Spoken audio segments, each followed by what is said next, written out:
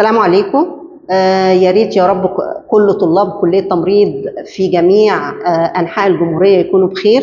إن شاء الله هنبدأ النهاردة معاهم كورس مهم جدا من ضمن الكورسات اللي هي فعلا تم إدراجها في جميع لوائح كليات التمريض على مستوى الجمهورية، اللي هو الهيلث اسسمنت كورس.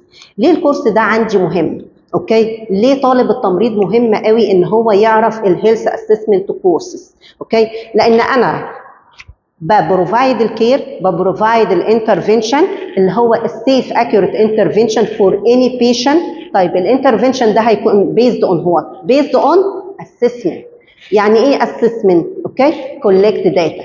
ليه الاسسمنت مهم؟ لان هو ده اللي بيديني البيز لاين داتا فور ايه patient. اوكي، يبقى الاسسمنت of patient بيبروفايد baseline data for nursing process. يعني ايه nursing process؟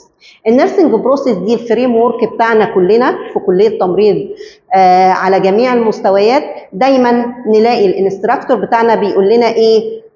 اعمل النيرسينج بروسيس، ديفلوب النيرسينج كير بلان. يعني ايه نيرسينج كير بلان؟ يعني اعمل اسسمنت، اعمل دايجنوزس، اعمل بلان implementation and nursing intervention and then evaluate this care. دي النيرسينج بروسيس. وطبعا ان شاء الله يعني في الفيديوهات مقبله هنبدا نتكلم عن النيرسينج بروسيس ان ديتيلز. اوكي، ولكن المين كونسنتريشن بتاعنا النهارده ايه جزئيه الاسسمنت. This is the first step of nursing process. اوكي، ويمكن لو جينا بصينا على الفريم ورك بتاعنا ده هنعرف ان اول حاجه في النيرسينج بروسيس بتاعتي assessment.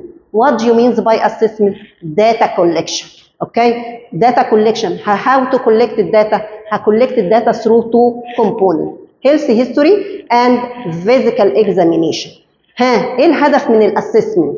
اوكي، الاسسمنت الهدف منه ان انا اديفلوب نيرسينج دايجنوز. يعني ايه نيرسينج دايجنوز؟ يعني ايدنتيفاي البيشنت بروبلمز، ايدنتيفاي البيشنت نيدز. البيشنت ده محتاج ايه وايه مشكلته بالظبط. اوكي، لان انا as a nurse بديل with patient's problem، بديل with patient's needs، اعرف البروبلمز بتاعته وبالتالي ابدا اعمل الانترفنشن بتاعي. اوكي، يبقى دي النيرسينج بروسيس بتاعتي. نرجع تاني بقى الهيلث اسسمنت. اوكي، started by assessment. اوكي، to identify the health status of patient physical وسايكوسوشيال. يعني انا في الاسسمنت بتاعي يا اولاد مش مجرد بس بايدنتيفاي الفيزيكال بروبلمز، لا ده بايدنتيفاي الفيزيكال بروبلم والسايكوسوشيال بروبلمز.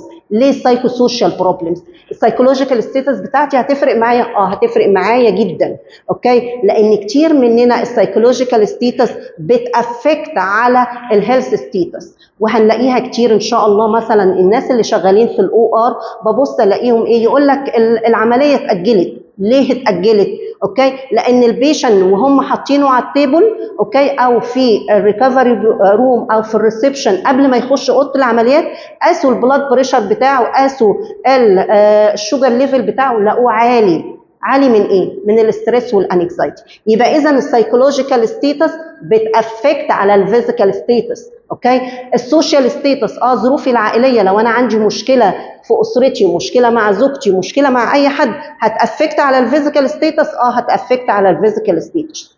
يبقى اذا انا لما بكولكت داتا مش جاست بكونسنتريت على الفيزيكال بروبلمز، لا ده انا الفيزيكال والسايكولوجيكال والسوشيال اسبيكت. ولذلك دايما بنقول الاسسمنت هوليستيك فيو، بشوف البيشنت من كل جوانبه، من الجانب الفيزيكال والسايكولوجيكال والسوشيال والسبيريتشوال اند سو اون. اوكي، هل الاسسمنت ده يا اولاد مجرد one step and full stop؟ No, this is a continuous process. اوكي، لازما طول ما انا ماشي وبكونتاكت مع البيشنت، اوكي، must be continuously assess and ask the patients about improvement, about regression. هل يا ترى بيتحسن ولا بيرجريس؟ ده احنا الصبح اول ما بنصحى الصبح ونقابل صاحبنا او صديقنا بنقول له ايه؟ صباح الخير، ازيك، عامل ايه، اخبارك ايه؟ اخبارك ايه؟ This is a types of assessment. اوكي، هل انا النيرسينج بروسيس بتاعتي دي اللي ستارتد باي اسسمنت؟ طب لو الاسسمنت بتاعي مش مظبوط، هل ده فيه مشكله؟ في مشكله، لان كل الستبس بعد كده diagnosis, planning, intervention and evaluation depend on accurate safe assessment. فاذا لو انا الاسسمنت بتاعي ده ما كانش accurate، ما كانش safe، ما كانش holistic view، all steps هتبقى ايه؟ invalid, inaccurate. اوكي، يبقى الفاليديتي بتاع النيرسينج diagnosis and all step depend on assessment. طيب كتير قوي من الطلبه بتوعنا بيقولوا لنا ايه؟ هو احنا هنشخص؟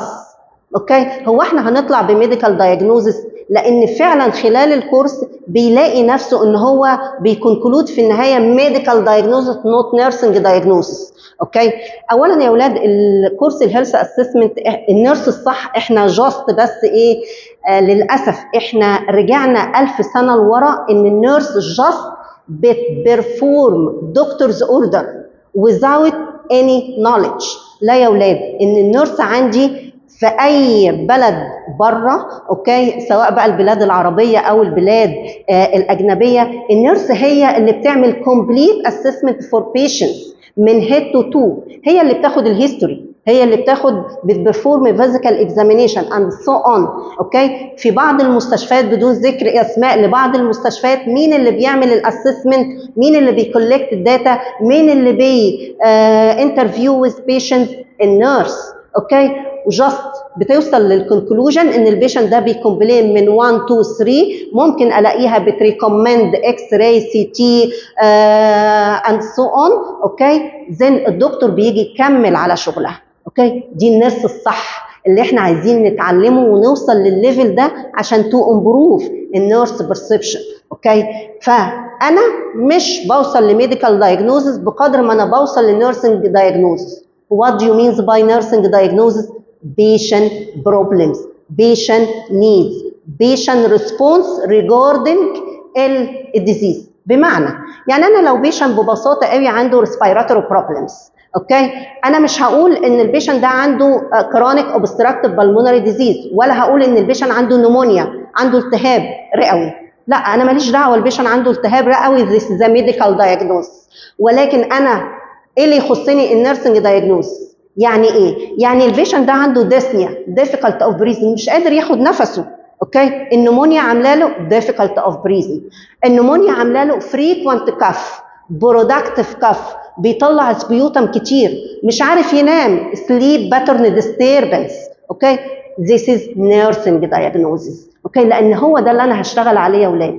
النمونيا الدكتور هيعمل لها diagnosis then prescribe medications. مين اللي هيدي الميديكيشن وفولو اب الامبروفمنت فور ذيس كيس؟ نيرسز. اوكي، مين اللي مع البيشن وبيشتكي لها وبيقول لها انا مش عارف انام؟ النيرس. ولذلك تقوم تقول له بقى تريكومند الابرايت بوزيشن، ممكن تديله اكسجين ان فريكوينت بيزيس، ممكن تريستريكت مثلا الفلويد، تعمل له الويت والهايت اند سو اون. all of this to treat and solve nursing problems. اوكي، والنيرسنج بروبلم بيزد اون اسسمنت. اوكي، ولذلك البيربوس مينلي بتاع النيرسنج اسسمنت ان انا اعمل ايه؟ جذر انفورميشن ها about patient's health. ودايما يا اولاد احنا بنقول health ما بنقولش illness. لو انتوا فاكرين يعني لو هنرجع لورا شويه معلش في حاجات كتيره قوي عن الهيراركي اوف هيلث. انا مينلي بريفنت الهيلث ستيتس او بريفنت الالنس.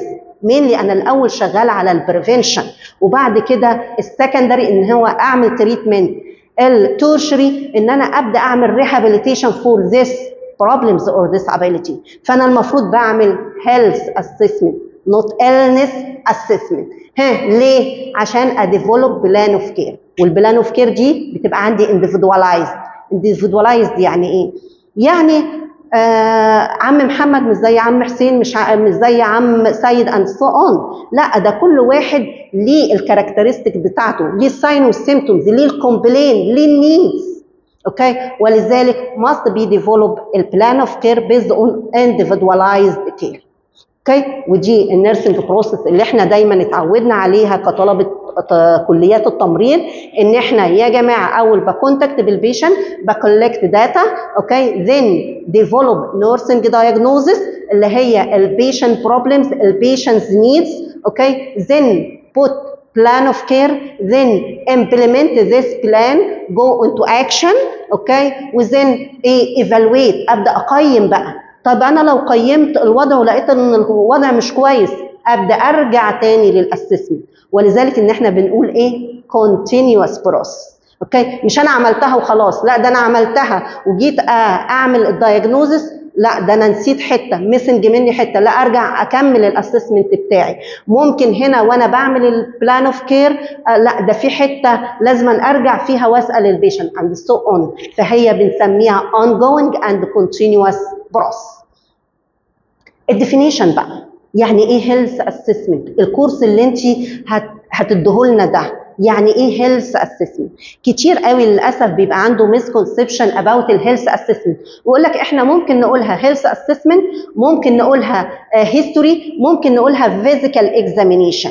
اوكي والثلاثه سيم مينينج. لا يا جماعه الثلاثه مش ذا سيم مينينج. هيلث اسسمنت this is the organized systematic assessment. organized يعني معناها انا ماشيه بستبس.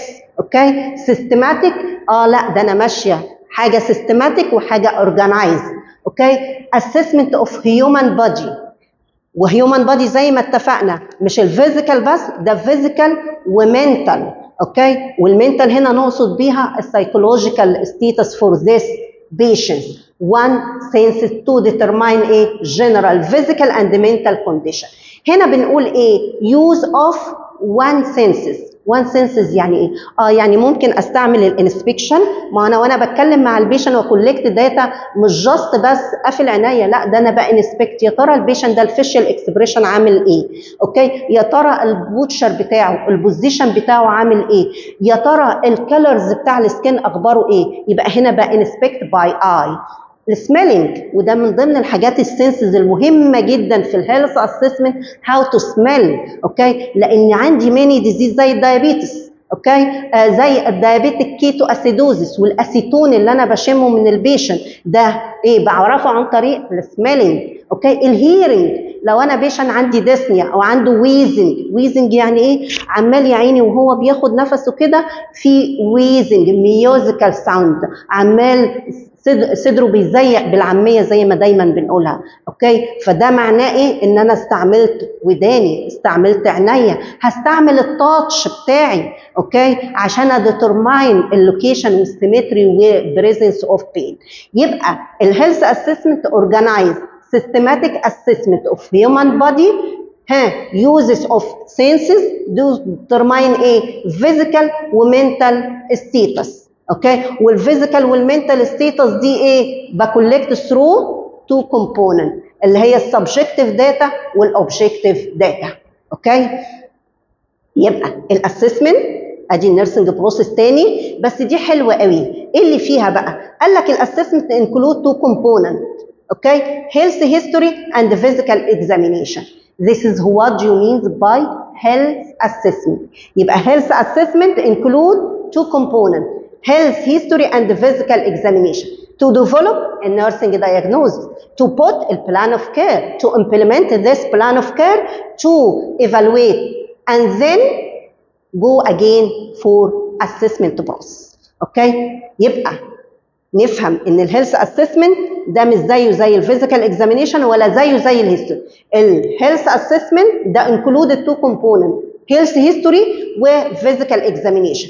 هيلث هيستوري ودي السبجكتيف داتا. اوكي يعني ايه سبجكتيف داتا؟ يعني داتا collected from patient as stated by patient. اقعد مع البيشنت اقول له صباح الخير، ازيك يا عم محمد، اخبارك ايه؟ انا فلان الفلاني من كليه تمريض جامعه كذا.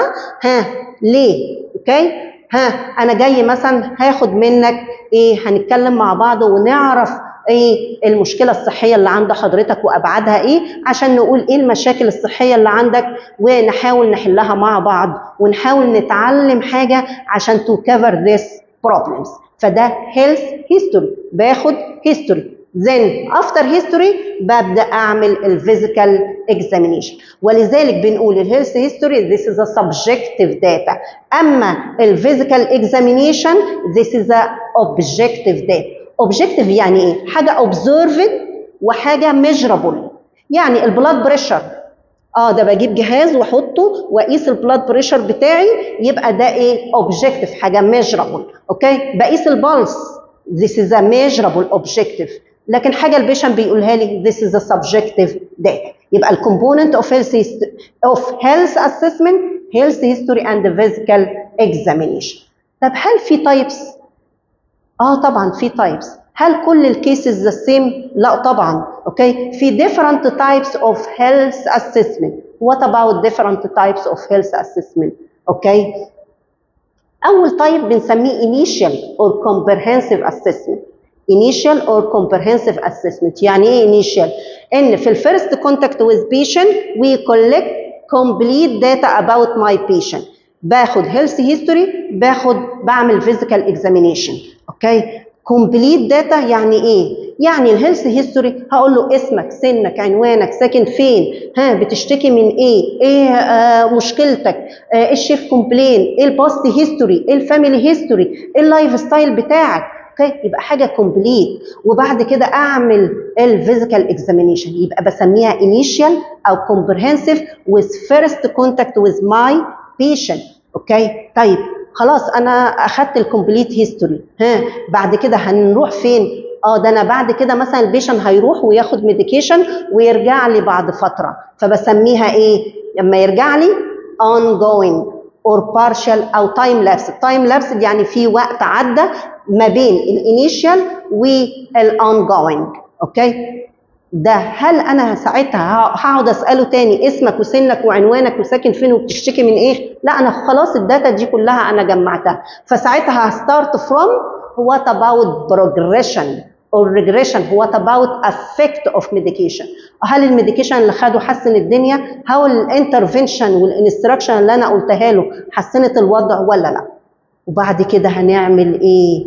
اوكي، في other types. في other types اللي هو الفوكس بروبلم.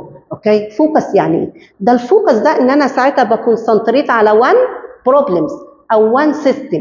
البيشنت جاي لي مثلا say respiratory problems. اوكي، respiratory problems، هقعد بقى افحص الاير والنوز والماوز والثروت والنيورولوجيكال اسسمنت. لا، بيشنت جاي بريسبيراتوري بروبلمز، سيفير كف، جاي عنده كاردياك بروبلمز، اوكي، عنده شست بين. اوكي، فانا ساعتها بفوكس اون ذيس بروبلمز واخش بقى ان ديبث كمان فيها. اوكي، يعني اذا الفوكس بروبلمز دي ممكن استعملها مع الانيشال وممكن استعملها مع الاون جوينج بروسس. لان لما بعمل كومبرهنسيف اسسمنت انا بمشي على كل حاجه، ولكن بفوكس على السبيسيفيك كومبلين فور ذس بيشنت. اوكي، واثناء الاون جوينج برضو بكونسنتريت وفوكس على السبيسيفيك بروبلمز اوف ذس بيشنت. الامرجنسي، ده بيشنت جاي في emergency situation. emergency situation يعني ايه؟ يعني affect A B C D E approach. A what you mean by airway؟ في مشكلة، في obstruction في الايرواي، فلازم to save the patient's life immediately must be managed. اوكي، البريزنج في مشكلة، مش قادر الجاز اكستشينج، مش قادر البيشنت بقى ساينوتيك مني. اوكي، فماست بي مانج البريزنج، must be managed السيركيوليشن، في بليدنج، في هيموريج، في شوك، في هايبوتنشن، في تاكيكارديا. okay, this is the means circulation affected and must be managed immediately. disability يعني معناها ايه؟ النيورولوجيكال ستيتس والليفل اوف كونشسنس بتاع البيشنت فيه مشكله. اوكي، ممكن البيشنت ده يكون جاي في اكسيدنت وبالتالي محتاج اعمل له كومبليت اكسبوجر عشان اقدر احدد what about problems for this patients. اوكي، يبقى لما نيجي نتكلم على التايبس اوف هيلث اسسمنت قلنا هم ايه؟ 4 تايبس. اول تايبس اللي هو الانيشال، والانيشال ده اللي هو كومبليت وكومبرهنسيف. الاون جوينج ده ميني اوفر فيو اوف بيشنت بادي سيستم، حاجات كده بتاتش، حاجات صغيره. ليه؟ لان هي must be done after comprehensive. بعد ما عملت الكومبرهنسيف هعمل الاون جوينج. الفوكس سبيسيفيك هيلث كونسيرن، بروبلمز معينه زي ما قلنا. الامرجنسي الرابيد اسسمنت A B C D E approach. اوكي، طيب what about steps of health assessment؟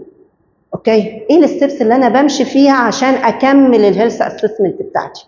اول ستبس بتاعتي ان انا اكولكت السبجكتيف داتا، اخد الهيستوري من البيشنت بتاعي. اوكي، يبقى ده اول كومبوننت. اوكي، تاني كومبوننت الفيزيكال اكزامينيشن. اوكي، اللي هي الاوبجكتيف داتا. طب خلاص انا جمعت اوبجكتيف وسبجكتيف داتا، خلاص فول ستوب؟ لا، لازم أنا اعمل حاجه اسمها فاليديشن اوف داتا، اتاكد ان المعلومات دي صح. اوكي، والفاليديشن هنا هيكون باكتر من طريقه. اول طريقه منها والطريقه الجميله قوي اللي هو ان انا ببرفورم فيزيكال اكزامينيشن تو فاليديت الهيلث هيستوري. يعني البيشنت فور اكزامبل مثلا قال لي ايه، هو عنده كونستيبيشن ده باقي له مثلا 3 ايام او 4، معناها ان انا لو عملت بركشن في الليفت upper and lower quadrant في المنطقه دي بايدي كده، هكتشف ايه؟ ان في دالنس. نورمالي انا عارفه المنطقه دي تمبني، فكون ان انا اعمل بركشن اعرف ان في فعلا يا اما بقى ماس يا اما كونستيبيشن، يبقى ساعتها على الاقل انا فاليديت الداتا. اوكي، ممكن اعمل فاليديشن بان انا اعمل لاب انفستيجيشن، بيقول لي عندي الم رهيب في صدري مثلا بقيله 7 ساعات او 6 ساعات، طب ما اعمل كاردياك انزايم. اوكي، ممكن يقول لي مثلا مش قادر، الم رهيب في المنطقه دي، ممكن اعمل شيست اكس راي. ممكن يقول لي صداع في دماغي، اعمل سي تي. يبقى الفاليديشن through physical examination and through lab investigation or diagnostic procedure. وفي النهايه هعمل ايه؟ الدوكيومنتيشن. This is a normal way for a assessment. اوكي، طيب امتى بقى بنعمل الهيلث اسسمنت وقصته؟ يا اما بنعملها اون ادميشن اول البيشنت ما بيجي، وهو ده اللي بنقول عليه الكومبرهنسيف او الانيشال اسسمنت. ولكن لو البيشنت ده جاي في emergency situation، لا ده انا هعمل ايه؟ هعمل A B C D E approach. اوكي، طيب اون discharge وهو خارج هعمل كومبرهنسيف؟ لا ده انا هعمل الاون جوينج اسسمنت. في الفولو اب هعمل الاون جوينج اسسمنت، وممكن during الادميشن والديسشارج والفولو اب هعمل فوكس اسسمنت. الهيلث كامبس، ودي طبعا دي بتوجهات من الرئاسه عموما والدوله، ان دايما يا جماعه بيروحوا قوافل علاجيه لمناطق معينه وبنعمل فيها الهيلث هيستوري والفيزيكال اكزامينيشن. ليه؟ تو ديترماين البروبلمز ان ذيس اريا. اوكي، ممكن اعمل امتى تاني هيلث اسسمنت؟ بيفور وديورنج اي بروسيجر بعمله. اما حضرتك بتيجي مثلا هتدي دايوريتكس في المستشفى، انت بتروح تديه على طول، او بتدي انتي هايبرتنسيف، او بتدي دايابيتك، بتدي مثلا انسولين بتديه على طول؟ لا، ده انت محتاج قبل ما تديه تميجر الشوجر ليفل، تميجر البلاد بريشر، تشوف الانتيك واوت بوت لو انت هتدي دايوريتكس، تو ويت البيشنت. All of this is some steps or some items of physical examination. يبقى before و after a diagnostic and therapeutic procedure. ممكن لو البيشنت بتاعي انا رايح اعمل له لاب انفستيجيشن او رايح اعمل له اندوسكوبي، محتاج هيلث اسسمنت؟ محتاج هيلث اسسمنت. يبقى احنا فهمنا ان الهيلث اسسمنت عباره عن تو كومبوننت، هيلث هيستوري اند فيزيكال اكزامينيشن. وهنفرد بقى ان شاء الله بعد كده محاضره للهيستوري، اوكي، والكومبوننت بتاعتها والفيزيكال اكزامينيشن. ولكن انا يهمني برضو ااكد على بعض الفاكت في الهيلث اسسمنت عشان نبقى فاهمينها ومستوعبينها كويس. اوكي، chance of overlooking important data are greatly reduced. يعني ان انت تنجلكت بعض الايتمز او ان انت ما تاخدش بالك منها في البيشنت بتاعك، مع الهيلث اسسمنت الاوفرلوكينج ده هيقل جدا جدا جدا. ليه؟ لان الهيلث اسسمنت قلنا سيستماتيك واورجنايزد، سيستماتيك واورجنايزد، حاجه ستيب باي ستيب، ستيب باي ستيب. اوكي، فطبعا اكيد مش هيحصل ميسنج في اي داتا. اوكي، دي حاجه. الحاجه الثانيه قلنا ايه؟ ان الهيلث اسسمنت بيديني الفاونديشن، البيز لاين للنيرسنج كير بلان. اوكي، فالنيرسنج كير بلان بتعتمد على الاسسمنت اللي هو الاوبزرفيشن اند فيزيكال اكزامينيشن. حاجه كمان ان الهيلث هيستوري must be started first step. اوكي.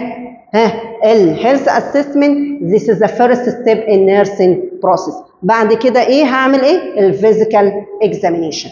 اوكي طيب الفيزيكال اسسمنت اوكي should be adjusted to patient based on needs. يعني ايه؟ يعني ايه ان الفيزيكال اسسمنت should be adjusted on patient's needs؟ يا جماعه ما ينفعش البيشنت بتاعي مش قادر ياخد نفسه او تعبان او حتى لو psychological problems، كان بيتكلم في التليفون واتخانق مع حد ورمى التليفون، ما ينفعش اجي انا حتى لو طالب عادي اقول له انا هجمع من حضرتك معلومات اسمك وسنك وعنوانك.